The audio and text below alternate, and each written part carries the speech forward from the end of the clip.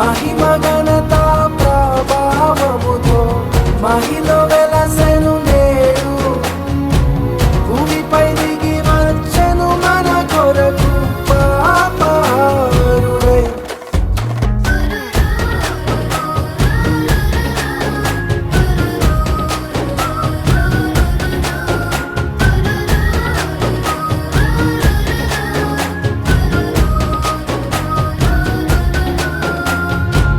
జనించినాడు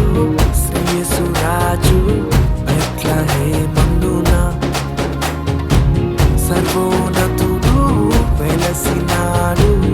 రక్షణిచ్చుటకు అక్షయ మార్గము నడిపించే